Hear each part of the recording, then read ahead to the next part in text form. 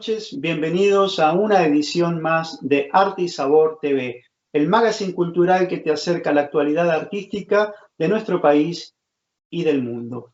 Hoy seguimos desarrollando la temática de la pedagogía teatral y para eso tenemos una nueva invitada que es la señora Esther Trozo, profesora y pedagoga teatral.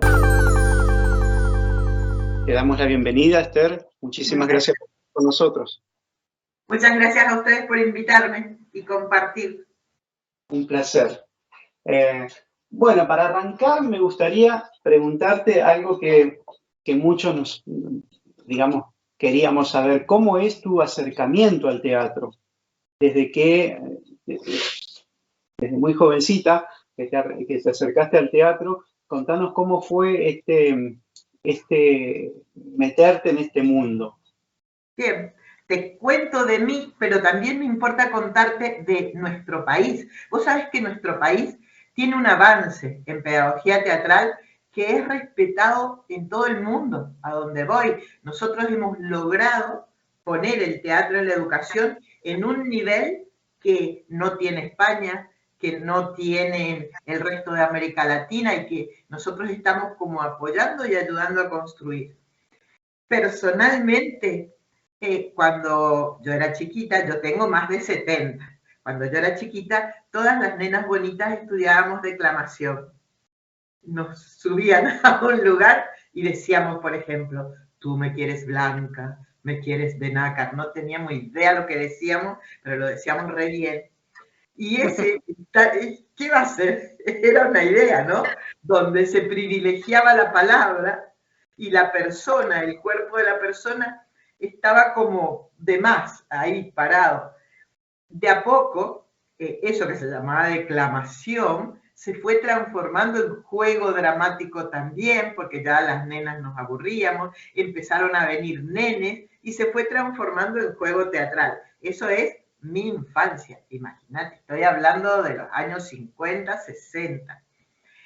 Pero pronto, en mi adolescencia, ya me empezó a gustar mucho el teatro. Me pasó que en Mendoza, en televisión, había una locutora muy importante que le decían la Pinky de Cuyo, porque la Pinky era la gran locutora nacional, que no había terminado el secundario.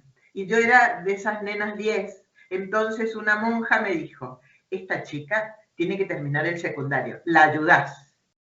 Y claro, yo la ayudaba a aprender lengua, matemática, y ella me introdujo a mí en un universo. Ella hacía teatro, empecé a ir a ver teatro y ya me enamoré para siempre. Cuando le dije a mis padres que iba a estudiar teatro, me dijeron, muy bien, vas a estudiar lengua y literatura, que es lo mismo pero decente. Por eso, lo primero que hice fue recibirme de profe de lengua y literatura. Pero ahí conseguí marido. Y mi marido me dijo, sé feliz. Así que entré a la facultad y estudié teatro. Y a partir de ahí hice teatro, escribí teatro. Y después, bueno, en 1990, en nuestra facultad pusimos ya el profesorado de teatro. Tandil y Mendoza fueron los dos primeros lugares del país con profesorado universitario de teatro. ¿Qué cosas había hecho antes? ¿Y por qué habíamos llegado hasta ahí? Profe de lengua, fui a trabajar de profe de lengua a un lugar muy lejano de Mendoza que se llama Lavalle, que es donde viven los huarpes, la comunidad huarpe. Y es una zona desértica, lejana, 2 ómnibus al día. Entonces yo iba a enseñar lengua, pero me aburría, porque había que esperar muchas horas después del ómnibus. Me iba a la plaza y con los nenes que había por ahí hacía teatro, jugaba teatro. Los de la municipalidad me vieron y me dijeron, bueno, te pagamos unas horitas y haces teatro. Así que poníamos un cartelito y hacía teatro con los niños. Entonces, en el secundario donde trabajaba, único secundario de Lavalle, me vieron hacer eso en la plaza y me dijeron, ¿y por qué no lo haces con los chicos? Y en el año 1976, pleno tiempo rarísimo de milicos, crearon el famoso Proyecto 13 o Proyecto de Profesorado de Tiempo Completo, que era anular la idea de profesor taxi, te pagaban un paquete de horas y te quedabas en un solo secundario. Fue una etapa preciosísima. Entonces me dieron más horas para hacer teatro. Y en ese momento los intercolegiales de teatro en Mendoza y en otros lugares del país, estoy hablando del 75, 76, 77, eran importantes, hechos por los profes de literatura. No existían los profes de teatro y a nadie en ese momento se le hubiera ocurrido que un loco, pelo largo, y vaya a saber fumado en qué, pudiera entrar a una escuela. Como decía, no, pero alguien de teatro no, el profe de literatura que es serio. La vida siguió transcurriendo en Lavalle, que es un pueblo pequeño. El teatro se transformó en algo muy importante. Nuestros chicos, yo no sé si sabes lo que es la melesca. La melesca es después de que se cosecha la uva, se le paga mucho menos a obreros, que en general suelen ser pibes, niños, para que terminen de limpiar si quedó un racimo, si quedaron hojitas rotas. La melesca de Lavalle, ese dinero era para comprar zapatillas nuevas, para ir al Teatro Independencia a comprar la obra. Y también empezó a ocurrir en Mendoza la gran confrontación entre texto de autor, creación colectiva.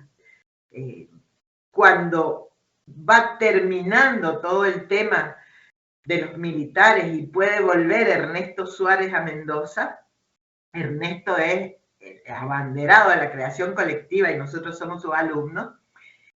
Imagínate, en Lavalle no había otra cosa para hacer. Se me aparecían 75 pibes para hacer teatro. ¿Cómo los iba a elegir? ¿Cómo iba a elegir una obra para 10? Yo me inventaba la obra para los 75 y íbamos los 75 al teatro, que tenía actos bien cortitos donde cada uno podía entrar y salir y las historias las armaba con ellos. Bueno, todo eso fue como muy llamativo, muy nuevo en aquel momento. El que fue director de la Escuela de Lavalle, en un momento, se transforma en director general de escuela, que sería el ministro de Educación de Mendoza. Y como habíamos vivido todo eso, me llama y me dice, ¿vos te animás a que hagamos esto, pero en más colegios secundarios? E inventamos en 1988 el área opcional expresiva, que es el primer antecedente nacional de poner teatro como materia curricular obligatoria en los secundarios de Mendoza. Fue una experiencia que necesitaríamos muchas horas para contarte, pero en sencillo se llamaba opcional. Y el primer mes de un chico de primer año, él pasaba por un taller de artes visuales, uno de música, uno de teatro, y uno de lo que en aquel momento llamábamos video, porque no teníamos las máquinas que hay ahora, donde el chico o sacaba fotografías o filmaban un video para después tenerlo en el cassette. Y claro, los chicos elegían la novedad. Ya no querían ni artes visuales ni música, no porque fuera malo, sino porque ya lo habían tenido en la primaria. Todo el mundo elegía teatro o elegía video, y eso enojó mucho a los profesores. Entonces dijimos, bueno, estrategia del gobierno. Durante un año les vamos a pagar lo mismo, el sueldo, pero para que ustedes aprendan a ser talleristas, a no seguir dando clase aburrida, dictarle la marcha de San Lorenzo. No nos fue bien, el gremio nos dio mucha paliza, ellos querían el derecho a tener el puesto. Entonces, lo opcional se transformó en, están los 4 talleres, vos podés elegir cuáles 2 haces en primer año y cuáles 2 haces en segundo, pero los profesores tenían todas sus horas. Eso fue creciendo, evolucionando, y bueno, cuando aparece la Ley Federal de Educación, nos convocan a los de Mendoza porque teníamos esa experiencia, y con otros especialistas construimos los CBC, contenidos básicos comunes, 1994-95. Por primera vez, Argentina enuncia contenidos propios del arte, porque hasta ese momento, aunque seas un profesor de artes visuales o de música, lo que vos tenías que poner en tu planificación era el otoño, la primavera, el día de San Martín. No tenías enunciación de contenidos propios. Entonces fue un acto que lo consideramos un hito epistemológico, porque por primera vez adquirimos el derecho de enunciarnos como campo del saber. Muy importante. En ese momento mirábamos los aprendizajes teatrales en la escuela desde el punto de vista del expresivismo. Nos centrábamos sobre todo en que el chico se exprese, que trabaje sus emociones, que comparta el juego, porque era la mirada generalizada, no solo en Argentina, sino en el mundo, del rol de lo artístico adentro de la escuela y de la educación. Esa mirada fue creciendo, evolucionando. Con la ley 2026, la nueva ley de educación nacional, otra vez el teatro da un salto y el arte en general da un salto importantísimo, porque hay una resolución que es la 111, que es un tesoro nacional, por el modo en el que ubica a lo artístico, lo llama modalidad, lo pone en paridad con todas las otras modalidades y lo enuncia como campo de conocimiento que desarrolla aspectos de la inteligencia humana que no se desarrollan en otros ámbitos de aprendizaje. Es una envergadura importantísima, porque ya no nos está hablando solo del plano de lo afectivo, sino que nos está dando un espacio fuerte en el plano del desarrollo cognitivo de las personas. Eso sería un poco como la historia, una historia que tampoco empieza conmigo y con Lavalle. Vos pensás, en Argentina, y justamente donde vos vivís, las hermanas Cosettini, 1930, hacían juego dramático en la escuela para que aprendieran los chicos. Y MEPA, MAEPA, en los años 60, ya hacía encuentros de educadores, lo llamaba educadores por el teatro, que no eran actores tampoco, eran maestros, profesores que usaban el teatro, el juego dramático. Es como una pequeña síntesis de cosas muy importantes que nos han pasado. Para mí lo más importante es que nunca se perdió ese hilo, se fue sosteniendo. Hubo momentos más silenciados, más acallados, momentos más fuertes, pero como argentinos tenemos que estar orgullosísimos de esta construcción. Me callo porque seguro querés hacerme otra pregunta y yo hablo mucho. No, es que te estaba escuchando maravillado porque, bueno, por suerte hemos tenido la oportunidad de charlar con varias personalidades que vienen desarrollando de alguna manera en su área, ¿no? Y todos coinciden en lo mismo y el otro día charlaba, por ejemplo, con César Brí, o con Jorge Einer o con Mantovani, bueno, gente que por ahí está afuera y lo que viene a hacer es como esta reafirmación de lo que empezaste diciendo vos, ¿no? De esto de cómo nos miran afuera como un referente a Argentina y a veces nosotros aquí mismo no lo valoramos.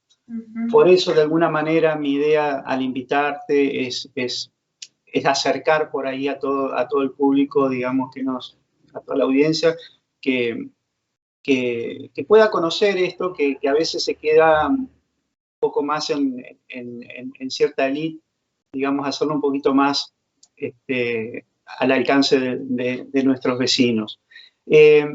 Yo a veces por ahí también escuchándote en otras entrevistas y cuando vas relatando cosas de tu vida y todo tu devenir, me aparecen palabras sueltas, ¿no? Me aparece Buenos Aires, me aparece el Teatro Nacional Cervantes, me aparece Solidaridad de Actores, me aparece el nombre de la señora Manzotti, y digo, si mezclamos todo eso, ¿qué pasó ahí? Saben cosas maravillosas.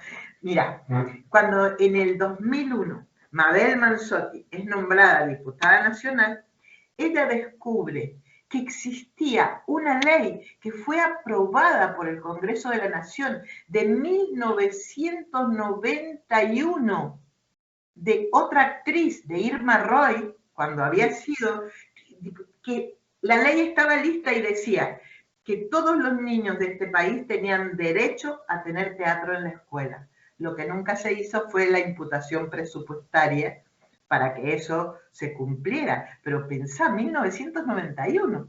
Entonces Mabel empezó a buscar en el país donde habían avances y se da cuenta que en Mendoza teníamos teatro en la escuela. Entonces me convoca. Eso también fue muy gracioso porque yo soy un ser humilde de Mendoza y de pronto me dicen, te llamo una diputada nacional. Yo estaba en mi facultad y siempre me cargan porque soy ingenua. Y yo dije, ajá, y seguí dando clases. Al rato viene, te ha llamado de nuevo, por favor, anda, atendela. Tiempos que no había un celular para que te llamaran, me estaba llamando a la facultad. Bueno, a partir de ahí nuestro primer diálogo fue, sí, bla, bla, bla, soy la diputada radical, bla, bla, bla, y yo dije, yo soy peronista. Y ella contestó, ¿y yo qué te pregunté? Y a partir de ahí nos hicimos re amigas y me dice, ¿qué hacemos? ¿Cómo hacemos? Y había que conocer la realidad nacional, porque yo de verdad creo en lo federal. Nosotros tenemos un país maravilloso, con gente haciendo cosas maravillosas en todas las provincias. Y a veces pareciera que la historia pasa solo en Buenos Aires. Entonces, lo primero que hice fue ir a la Biblioteca Nacional del Maestro y ver qué provincias tenían ya desarrollado currículum de artística con teatro. Todas. Entonces, después me dijeron, no, bueno, es que esto fue en el periodo de Menem, se dio un dinero a todas las provincias para que escribieran un currículum con todos los CBC. O sea, no era real. Estaba escrito, estaba precioso en la biblioteca, pero eso no garantizaba que hubiera teatro. Entonces empezamos con Mabel como podíamos, teléfono del que se marcaba teléfono, a buscar en cada provincia algún referente. Uno porque trabajaba en una primaria, el otro tenía un club de teatro en una secundaria, lo que fuera, y conseguimos gente de todo el país que pudiera venir y armar algo todos juntos para empezar a fortalecernos y a crecer. Bueno, si te gustan las anécdotas, teníamos todo listo, el Ministerio de Educación nos había dado el presupuesto, les escribimos a todos y les dijimos, venga, cuando ustedes lleguen le devolvemos los pasajes, lo que han gastado en los pasajes, le damos alojamiento, comida, vamos al Cervantes, y el día que llegaban fue el día del corralito, y no podíamos sacar la plata.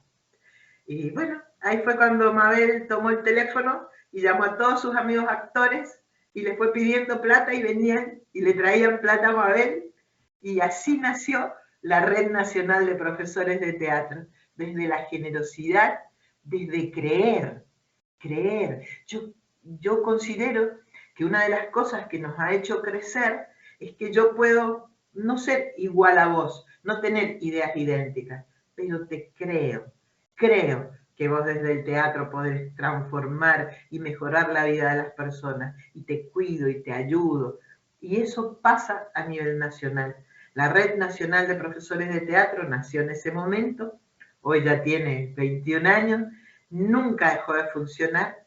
Cuando nació, me dijeron seriamente los que saben, pero es una pena que no pongan un presidente, secretario, que no cobres, porque mira, sin plata a la gente y las cosas no le interesan. No hay plata, no se paga nada por estar en la red, no hay jefes, vamos decidiendo en diálogo. Y yo soy como una mamá grande de la red, me preguntan cosas, pero pueden decidir cosas sin mí y no pasa nada. Y ha crecido extraordinariamente. Ya tenemos una dramatiza en Perú, en España con Emilio también tenemos una red, crece porque se crece desde la generosidad. A mí me gustaría decirte qué le ha hecho el teatro a la escuela, qué fuerte es y qué interesante, y cómo la escuela no se dio cuenta al principio, no sé si nos hubiera dejado entrar tan tranquila. Fíjate. Uno puede revolucionar de muchas maneras, ¿no? Con violencia es una manera. Con silenciosa habilidad es otra manera. El teatro entra a la escuela. La escuela dice, silencio, la que habla es la maestra o el profe. Y el teatro dice, bueno, vamos a participar. A ver, ¿qué pensás vos? Vamos, callémonos y escuchémoslo a él. Le da la palabra a los chicos. Eso no solo implica que hablen, implica la democratización del saber. Yo no me sé todo en teatro, porque cuando los chicos improvisan, improvisan desde ellos, desde sus entornos, desde sus vivencias. Yo no me sé qué va a pasar ahí. Estamos compartiendo saberes y eso es profundamente liberador como modo de educar. Segundo, la escuela es un lugar donde todo tiene que estar quieto y ordenado y en su lugar. Y nosotros entramos y decimos, bueno, corran los bancos, ponemos esto así. Nos apropiamos del espacio. Dicen los especialistas en pensamiento que todo lo que pasa afuera repercute adentro. También pasa en tu mente. Y apropiarte de un espacio que se supone que solo el poder podía mover es profundamente educativo. Ojalá impacte en un pueblo con pensamiento más libre y más poderoso. Pero muchas cosas más. La escuela dijo, quietito, calladito, sentadito, y si los alumnos fueran del cuello para arriba, la escuela estaría contenta, porque no habría olor a patas, no pasarían muchas cosas, los chicos no irían al baño. Y el teatro te empodera el cuerpo, te permite moverte, te permite tocar al compañero, te permite mirarlo a los ojos, no mirarle la espalda. Todo eso también es fuertemente revolucionario como modo de concebir la educación de otro. Porque si yo desde chiquitos trabajo en ronda y todos nos miramos a los ojos, estoy proponiendo otro modelo de país, de sociedad, de vínculos humanos. No es una materia más. Y también les permito decirse y decir, y entonces un espacio de construcción que a veces uno cree que solo lo tiene el psicólogo, el psicopedagogo, pero el poder enunciarse, el poder verse reflejado en el juego de otros compañeros de la misma edad, me va permitiendo un proceso de subjetivación más claro, más propio de mí, con menos cosas prestadas por los otros, con menos influencia. Nuestros chicos están fuertemente atrapados en las redes en este momento. Poder construir pensamiento propio es muy difícil para ellos. Y entonces, ese ratito del teatro, donde juegan lo que quieran y después pensamos, bueno, ¿qué hicimos? ¿Por qué jugamos a esto? ¿Qué habrá querido decir el compañero? ¿Por qué usó esto y no esta otra cosa? ¿Por qué usó el espacio así y no de otra manera? Nos va enseñando a leer la realidad también, ¿no? Me vuelvo a callar. Es perfecto. Pensaba también, ahora cuando te escuchaba en esta última parte que hablabas de los niños atrapados en las redes y demás, digo, uno de los miedos que por ahí nos estaba invadiendo era esto de qué va a pasar después de la pandemia, ¿no?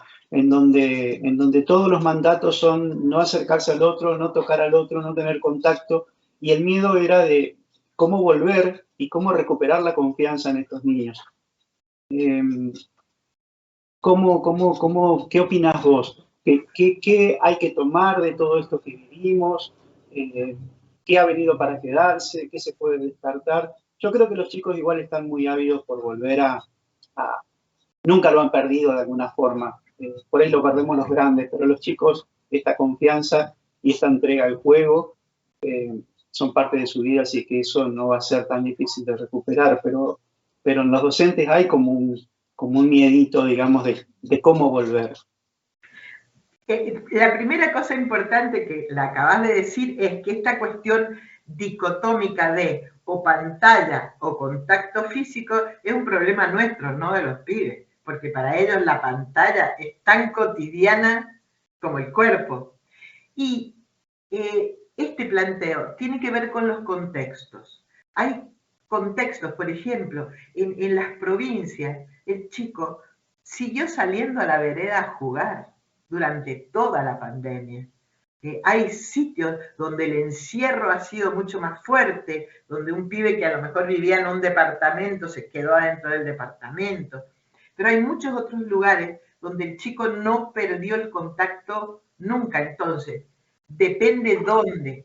Hay escuelas donde ya el profe de teatro está jugando como siempre, abrazando como siempre y no pasa nada. Pero hay otras donde la construcción del discurso del peligro ha sido más fuerte y donde el control institucional también tiene otra densidad, donde está costando. Yo lo que digo es un proceso pasajero. Hay que tratar de contextualizar, de ubicarse dónde estoy. Y entonces, si en esta institución todo el mundo tiene miedo del contacto físico, voy a venir con juegos donde no provoque por ahora el contacto físico. Tengo muchos juegos para hacer con contacto de la mirada, con estar cerca, a lo mejor sin contacto físico. Y eso también tiene que ver con la edad. Los nenes de jardín de infantes, decirles que no te toquen mientras se lo vas diciendo, te abrazan las piernas. Es como un chiste. No pasa nada. Tal vez es más fuerte con los de secundario, porque también su proceso de corporalidad es diferente y su vínculo con las redes ha sido muy fuerte. Yo lo voy viendo en nietos, tengo 15 nietos, en algunos nietos que son adolescentes, que por ahí, en este momento, siguen prefiriendo quedarse encerrados en la habitación, pero están jugando en red con pibes de otros lados, o sea, no están aislados solos, están vinculados de un modo que para los adultos es extrañísimo, porque no lo hemos vivido, no lo hemos pasado nosotros por el cuerpo. Bien, ahí tiene un trabajo más fuerte el profe de teatro, porque tiene que construir el puente, tiene que volver, porque el pibe está cómodo ahí, jugando con otros chicos, pero sin presencia física. Será una tarea, será ir descubriendo en cada grupo. Yo no creo que haya un modelo, una manera, una estrategia pedagógica para construir ese puente. Creo que depende del lugar. Por ejemplo, en las zonas rurales de Mendoza, yo voy hablando por lo que veo, ¿no? Inclusive yo siempre recorro el país y ahora hace 2 años que estoy guardada en mi casa. Entonces tengo una visión más limitada de algunas cosas. Pero en las zonas rurales de Mendoza, el pibe ha vuelto como si nada, y ya juega y se abrazan y se empujan. En las zonas más del centro, de la urbe, todavía está la distancia, los chicos siguen usando el barbijo, y bueno, va dependiendo, ¿no?, del entorno, de cómo se va trabajando en cada lugar, del espacio físico en el que se mueven. No es lo mismo un aula pequeña en la ciudad que el patio de tierra gigante de una escuela rural, donde los chicos están correteando por un espacio enorme, están sin barbijo, se mueren de risa. Es otro mundo. Entonces, para mí, ¿cuál sería, qué diría yo?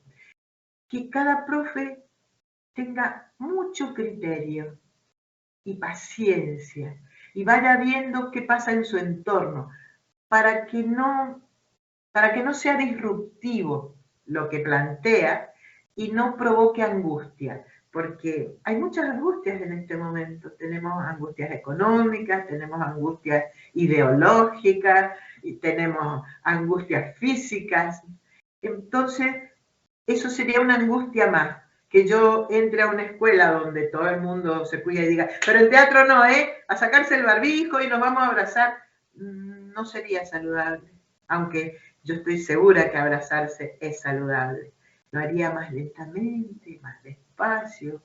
Por ahí un juego de títeres de mano donde en un momento 2 títeres se dan un abrazo, pero es una mano que se toca con otra mano. Voy despacito, ¿no? Con pies que hablan. Los chicos les divierte mucho esto de jugar con los pies, nada más que pies, y después un pie con el otro pie, se saludan, y he empezado el contacto, pero no he llegado a un contacto tan fuerte. Los pibes solos nos van a ir dando pistas si a veces uno tuviera menos ansiedad, más paciencia y más fe en lo que sabe el otro. No existe no saber. Uno sabe más o menos de diferentes cosas, pero todos sabemos. Y los pibes tienen sus saberes y a veces uno solo con verlos, ver cómo resuelven, uno aprende. Porque aunque estén resolviendo de una manera que no es saludable, uno dice, ah, muy bien, es a partir de esto no saludable que yo tengo que empezar a trabajar. Cuento algo que puede ser un poco fuerte, pero 2 pibes en una escuela primaria, no secundaria. ¿Tu mamá vos te deja ya jugar en la vereda? No. ¿Fuiste a la plaza? No. Bueno, juntémonos con escupidas. ¿Qué es eso? Yo estaba esperando que saliera un nieto mío y los veía. ¿Qué es eso? Le dice el otro. Pues escupí. Yo escupo arriba y ya nos juntamos. Y jugaron un rato a las escupidas. Es poco pedagógico para nosotros, pero es profundamente maravilloso biológicamente. Habían encontrado una manera de encontrar 2 cuerpos. Eso, ellos siempre encuentran un camino.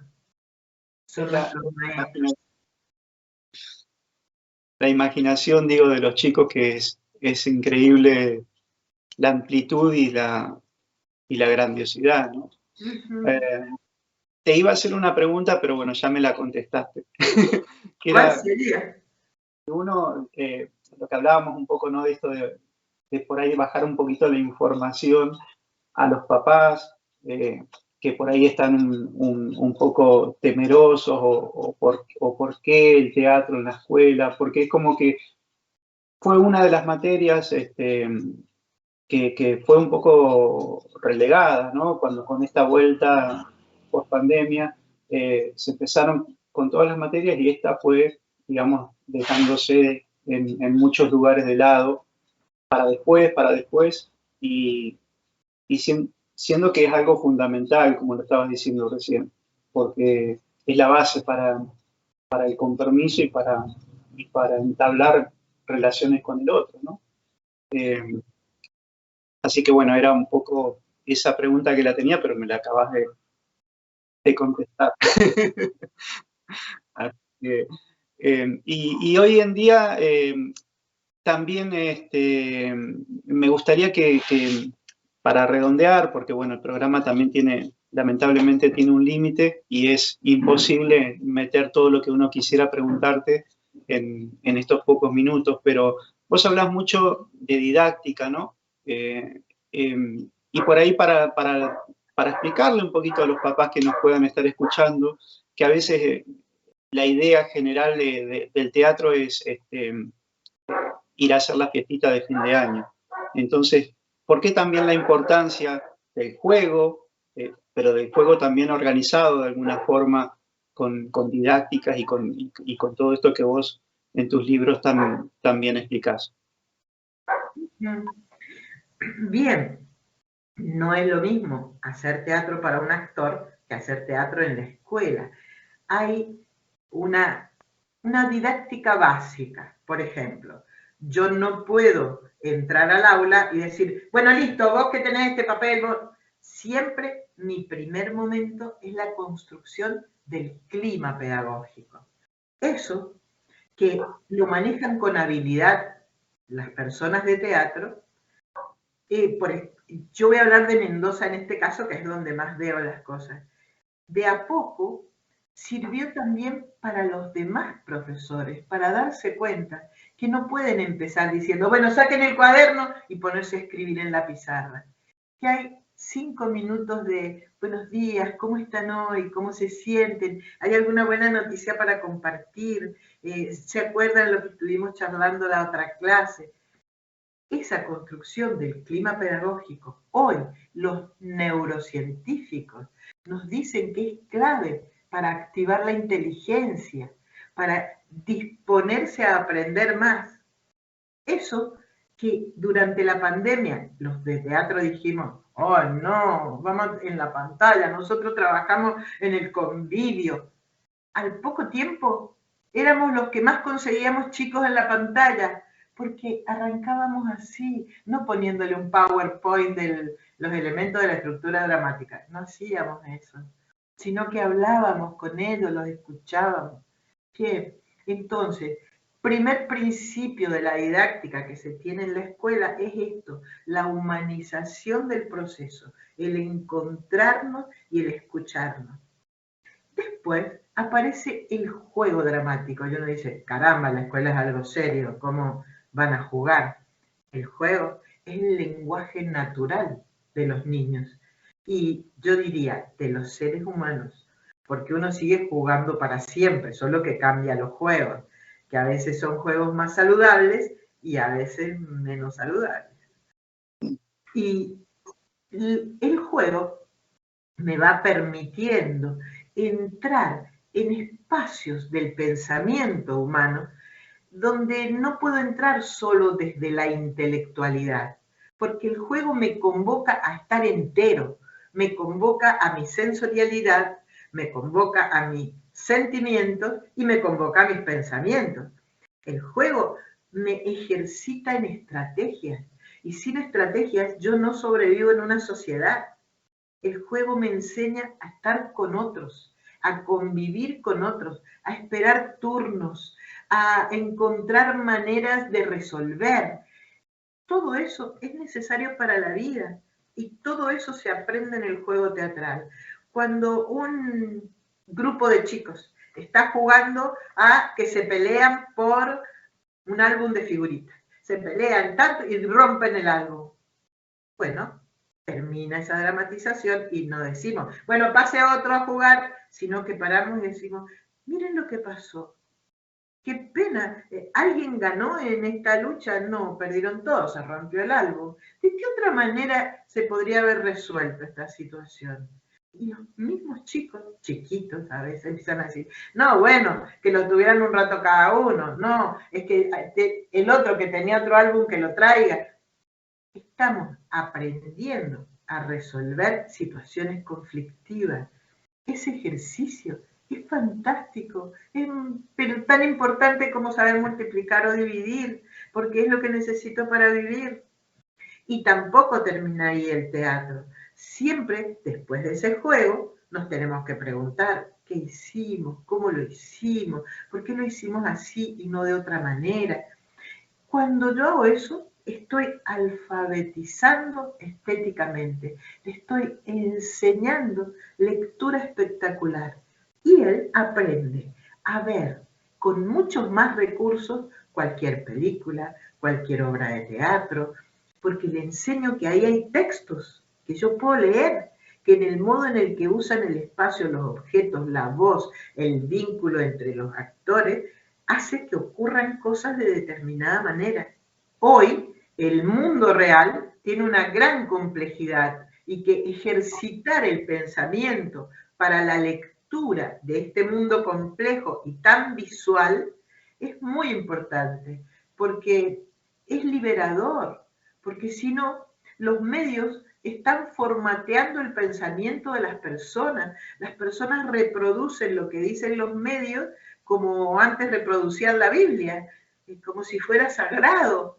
Es muy fuerte lo que está pasando en la mente, no de los argentinos, de la humanidad, ¿no? Con qué fuerza estamos siendo formateados por los grandes poderes internacionales. Aprender a liberar el pensamiento, a pensar, a ver qué hay atrás. Es clave. Y el teatro es un recurso pedagógico muy importante para ese logro. Entonces, ¿qué le digo a los papás? Que un chico que tiene teatro en la escuela tiene más posibilidades de entender dónde está parado, más posibilidades de comprender mundos alternativos, más posibilidades de amar su propio cuerpo, no porque es flaco, gordo, alto, flaco, es porque tiene un cuerpo. ¡Qué maravilla! ¡Qué agradecimiento tener un cuerpo que funciona! Todo eso nos hace más personas, más libres, más posibilitados para amarnos y para amar, porque el que no se ama tampoco ama a nadie. El teatro en la escuela es un regalo maravilloso. Y insisto, Argentina sostenidamente, desde 1930 con las hermanas Cossettini, ha tenido teatro en la escuela. Recordemos la vieja época de Roberto Vega trabajando con maestras y las maestras enamoradas de hacer teatro, en ese momento como recurso didáctico para enseñar otras cosas. Todavía no entraba el especialista en teatro a la escuela, pero ya fue muy importante. Él, Hilda Elola, Elisa Chinocchia, muchos, han habido muchos. Y muchos en las provincias, menos conocidos, porque la gente de las provincias somos menos conocidas, pero que también han hecho este trabajo federal maravilloso. Muy maravilloso. A mí me encantaría que vieras, por ejemplo, cómo llegan a algunas escuelas de Jujuy los profes de teatro para dar 2 horas de teatro en una escuela. Viajan toda una mañana, a veces caminando, porque por el sendero solo se llega caminando, para dar 2 horas de teatro. Dan las 2 horas y vuelven a viajar toda la tarde para regresar. Eso es revolucionario, profundamente revolucionario, porque habla del amor, ¿no? De la fe en lo que uno está haciendo. Eso. Bueno, Esther, yo te agradezco enormemente, porque la verdad que escucharte es una caricia al alma. Es un placer porque lo haces con una generosidad, con una entrega, y uno te ve y sos como una niñita con el ímpetu y la ilusión de esa niñita que contabas que empezó a declamar. Así que esto también, verte a vos, es la cristalización de esto que yo decía, a ver, ¿por qué decirle a los papás que los chicos hagan teatro? Para que puedan lograr un espíritu libre como el tuyo, que es agradecible todo el tiempo. Así que te mando un abrazo enorme. Esto va a ir así como bomba para los chicos que están empezando a estudiar teatro aquí en el profesorado, que obviamente sos uno de nuestros referentes más importantes y que te agradecemos todo el material que nos brindás a diario, porque, digamos, nos nutre para poder aplicarlo en el día a día y enseñar a los demás también. Así que bueno, desde acá, desde Gualeguaychú, te mandamos un abrazo enorme. Sos bienvenida siempre. Ojalá que te podamos tener. Y nada, esto, de estar siempre en contacto y los invito a que la busquen a Esther en las redes, en YouTube. Hay un montón de información, un montón de material teórico para leer y de audiovisuales para poder acceder a todo lo que ella nos puede transmitir. Así que desde acá el abrazo y el beso enorme para vos. Yo agradezco el encuentro y agradezco tu deseo, a partir de este programa, tu deseo ¿no? De compartir y construir con otros esta conciencia del tesoro que tenemos. Es muy importante. Muchísimas gracias. Gracias. Fui muy feliz de estar con ustedes. Un abrazo para Gualeguaychú, que lo quiero un montón. Para todas las luchadoras que tienen ahí. Sí. Sí, Hay muchas. Sí, muchas sí. grandes. Bravas, bravas. Bueno, Esther, hasta pronto. Hasta siempre pronto. En contacto. Un beso enorme. Un beso enorme. Bueno, llegamos al final del programa del día de hoy. Muchísimas gracias por acompañarnos. Mi nombre es Joaquín Gómez y los esperamos el próximo viernes por este canal.